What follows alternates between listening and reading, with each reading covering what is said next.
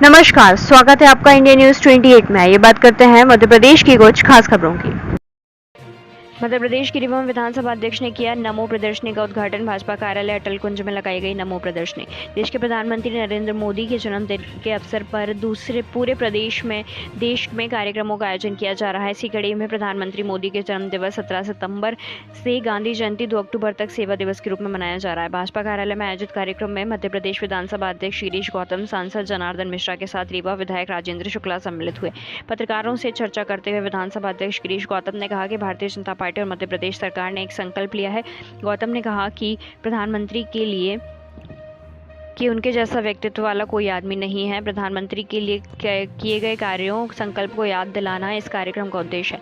श्री गौतम ने कहा कि वह विदेश यात्रा में टोरंटो गए थे, जहां भारत को नहीं बल्कि प्रधानमंत्री को लोग जानते हैं। आइए आपको सुनाते हैं विधानसभा अध्यक्ष गिरीश गौतम और अन्य नेताओं ने क्या कहा।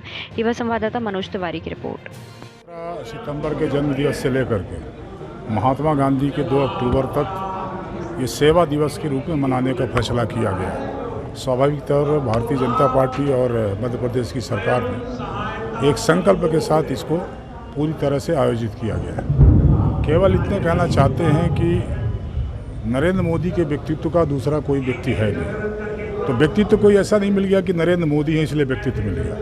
उनके कृतित्व द्वारा, उनके किए गए कार्यों द्वारा, उनके संकल्पों द्वारा जो जीवन में एक संघर्ष करके इस नए मुकाम को प्राप्त किया है, न केवल हिंदुस्तान के बल्कि पूरे देश के एक तरह से नायक के रूप में देखे जाते हैं। मैं अभी गया था विदेश में टोरंटो में, तो वहाँ मैं गया तो कनाडा में जब मैं देखा तो भारत को कम जानते हैं, नरेंद्र मोदी को ज़्यादा जानते हैं। अब इससे बड़ी बात क्या हो सकती है।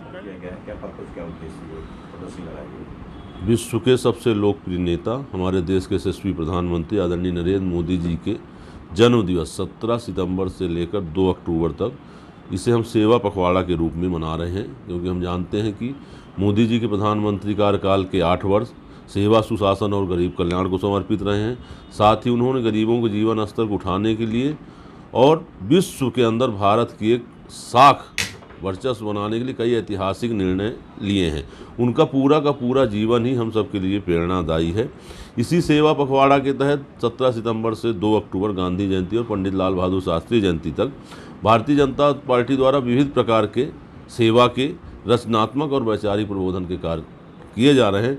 उसी तारतम्य में भारतीय जनता पार्टी कार्यालय अटल कुंज में माननीय मोदी जी की व्यक्तित्व और कृतित्व पर प्रकाश डालती हुई एक प्रदर्शनी लगाई गई है, जिसका उद्घाटन आज माननीय विधानसभा अध्यक्ष गिरीश गौतम जी के द्वारा 21 सितंबर को हुआ है।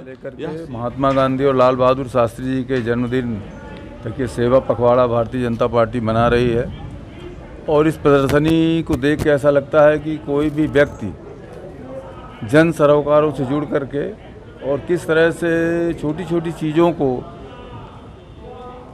चिन्हित करके और उन्हें